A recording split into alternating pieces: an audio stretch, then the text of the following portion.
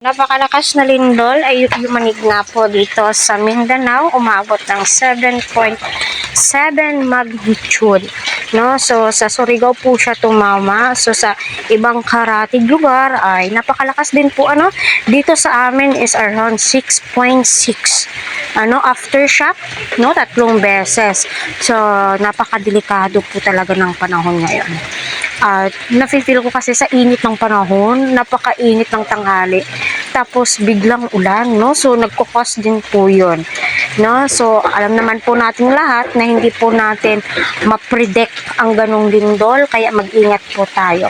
So sa balita nga po, no, 3 ang patay sa Tagum, Davao del Sur, no?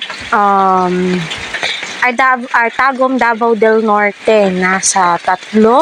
At yung isa ay buntis nga po daw, no? Sinasabi po nila, nadaganan nga po ito ng pader.